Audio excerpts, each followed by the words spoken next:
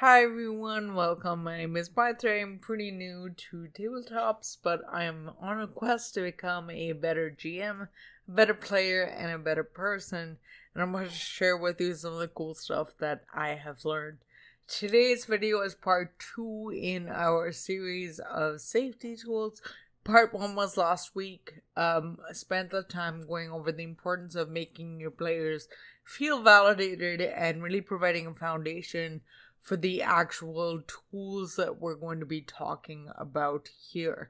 Just to kind of Cliff's Notes it for context, basically, it's very natural to think, well, I don't need to worry about this stuff. We're all adults. We've all had fun in the past. But this kind of stuff does so much more than just adding a layer of complexity for yourself. And I know there's concerns about making your game unrecognizable, but that's not at all the case. And in fact, if you have any emotional elements to your game, if there are any kind of storytelling parts to your game, it can enhance game experience, it can enhance play while at the same time preventing or mitigating hurt. And using these tools will allow you to make sure that people feel like you have their back, even if and when you are navigating difficult topics, emotional topics. And these really are skills that you should be using outside of tabletops as well. So why should you use safety tools? Why should you use support tools, which is another term for them? If you're already creating an environment where people feel validated and empowered, why should you add this extra level? Well, why you should is that support tools take the onus off of caring for the group out of just your hands, and it puts it in the hands of everybody and makes it a communal effort. Everyone being part of a support network for everyone else. But if only one person is trying to build and be the support network, let alone actively participate in it, it can feel really horrible and it's probably going to fail. And it'll fail when you need it the most, frankly. The biggest thing with these tools is to identify boundaries for specific topics and have this be communicated to your whole group. These boundaries do not have to be rooted in trauma. A lot of people mistake this as being like, okay, well, it's about like resiliency and like how much can you take. No, that's not it. Like, certainly that's one part of it, but the other part of it is just I just have no interest in playing it. It makes me feel kind of icky. I don't like playing really sexual scenes. I don't like playing romance beyond a certain level. I'm just not really comfortable with the level of intimacy that requires. I really want to keep this closer to a sort of a game. Like, those are really standard and typical ones. And I don't think anybody would say boo about like hearing those lines from people. So to go down to the specific tools, there are two great ways to figure out what your group's boundaries are. One is lines and veils, and an X guard, which is a line really, and the RPG consent checklist, which I will link below. Lines and veils refer to the level that players are comfortable with a topic being included in the game. A line is something that the player does not want to see at all. Some very common ones are animal abuse, child abuse, non-consensual sexual activity. Most players, a lot of players, myself included, have these items that we don't really want to engage in any capacity. It's just not a fun story beat for us to explore. And think about it, like, do you as the GM, do you really want to describe that shit? Like, you probably don't.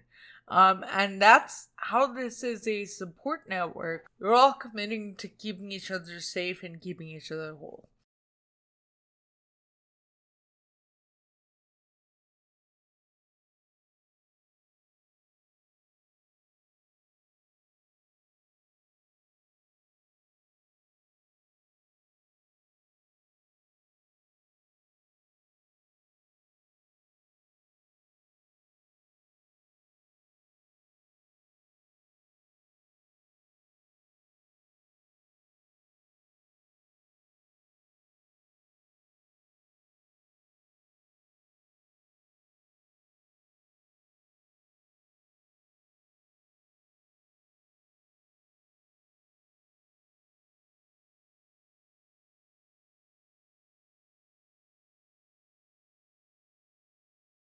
In addition to this, folks may have other lines as well, and that's why it's important to ask.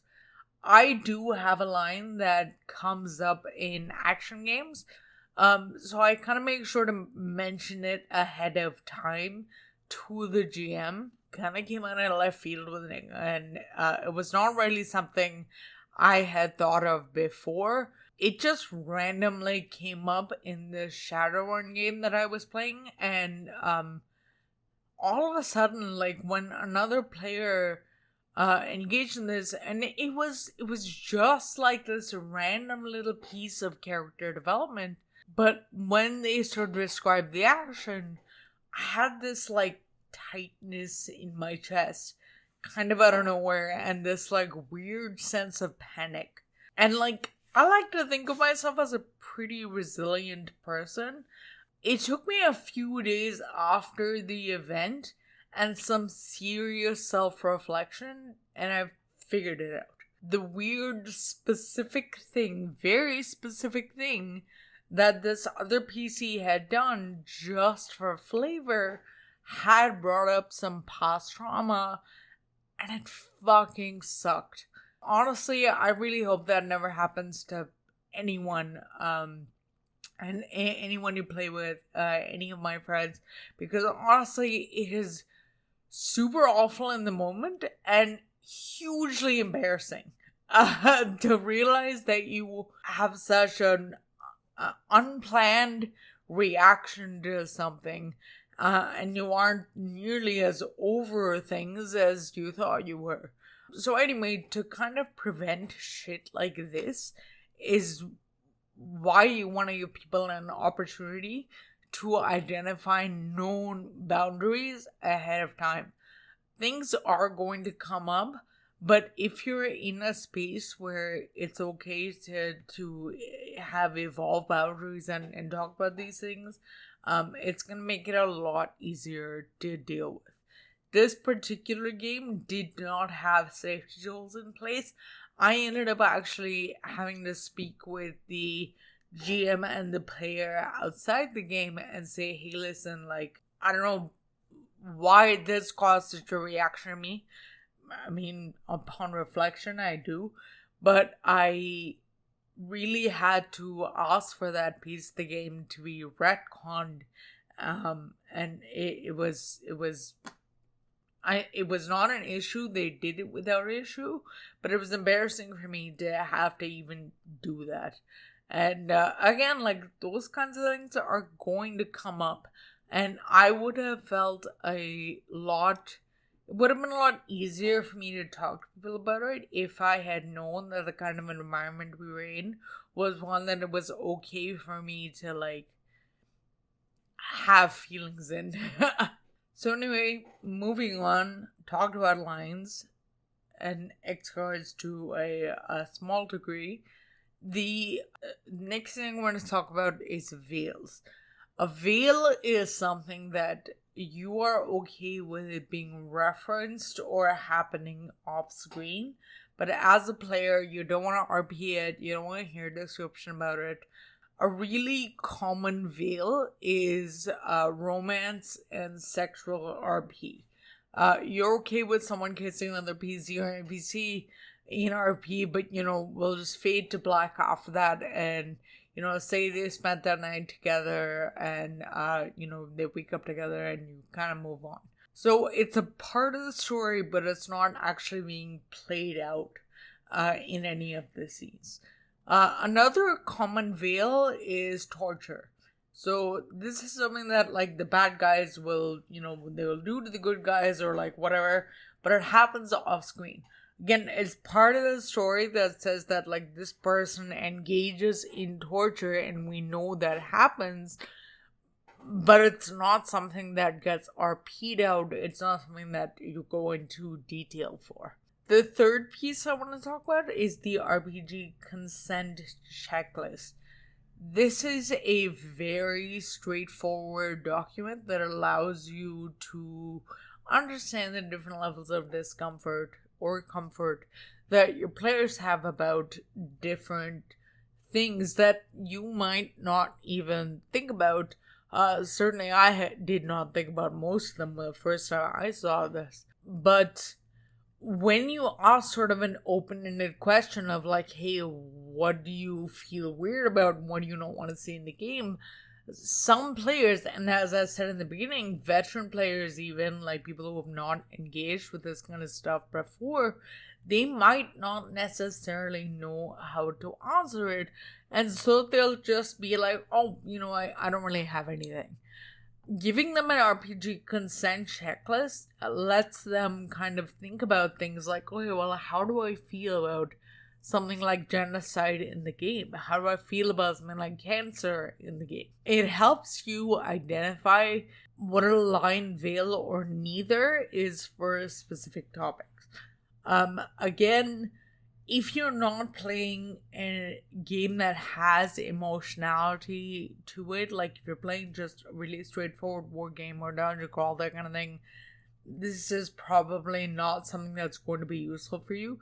But if you are playing a game that has story elements to it, this is the good one to use in session 0 or prior to session 0, and maybe do a check-in with sort of if you're doing long-term play, as well to see if there have been any changes. Best practice here is to go with the highest sensitivity on a topic. The fourth tool that I want to talk about is sort of tangential to lines and veils, and we already kind of touched on it, and is probably the one that people know the best. It's the X card. This was developed as a gamified, non-verbal way to say that the topic at the table is crossing a line. There's meant to be like a card on the table that you can tap, and then the GM should take that as a signal to kind of stop what they're doing and pivot the scene in another direction. Since games have moved online, people use the S card to say, DM them or like do an X with your arms.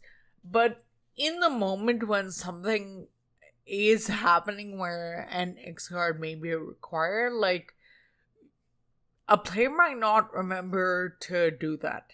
So when you are having kind of an intense scene where you worry that someone might feel the need to pull an X card, watch your players' faces. Listen to them as well. Like if a player starts being like, nope, like that's probably a signal that you should either cut it short or pivot entirely. This is where sort of you really need to be active listening, active watching. And here's where I'm going to strongly recommend that you check out part 1 if you haven't yet. Mostly because if you create an environment where your players feel generally safe and empowered, the propensity of using X cards at the table will go down significantly if the player mentally feels in control, especially during difficult scenes. And part 1 of these videos sort of talked about how to create that space for your players that when they feel comfortable saying no, they will paradoxically say yes more. I'll give you a personal example.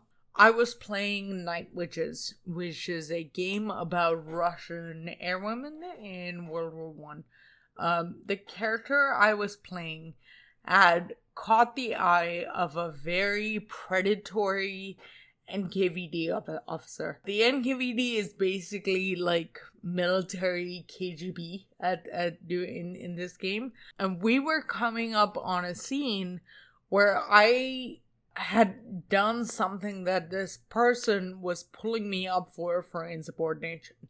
The GM was playing this NPC. He DM'd me like a week before the game and explained the scene to me and said that more than likely she was going to be fairly sexually predatory. He told me the goal of the scene, and he explained that to me and said, like, listen, I want there to be a sort of, pushback, or if you sort of give in to her advances, then, that's a different story for a guy, that kind of thing, or you, like, push back on it and just gotta make your life worse. But he explained the goal of the scene to me, and he said to me, if I didn't want to RP it, we could just narrate it off screen and resolve it with some dice rolls. I actually asked that we did play through the scene because it felt like the right choice for me as the player, and it felt like the right choice for the game. I had never played such an emotionally intense scene before, so I felt like I could explore my boundaries in a safe place.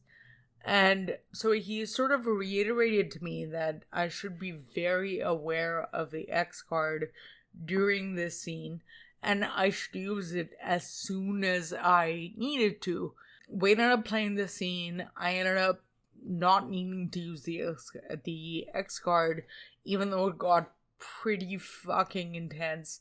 I'm not, like, bragging or anything, but I just want to say that, like, the reason I didn't use the X card was not because I'm, like, big and tough and, like, whatever, but because I didn't feel like I needed to. I felt like I was in a space that was incredibly safe, and the emotional bleed of the scene, which is something we'll talk about later, but basically the emotion of the characters carrying over to the player, me, was really limited. So even though we were playing a really intense scene, a really RP heavy scene, I was made to feel completely in control, even though the other person was the predator in the scene. So for all intents and purposes, even though my character was a victim, as a player, I was not. I had complete agency. And all it took was a little bit of conversation. Another anecdote I want to share, I really like running horror. And I was running particularly like a bad guy who I described a certain way. One of my players was just like, nope, don't wanna do that. So I just stopped the vivid description and we just kind of moved on.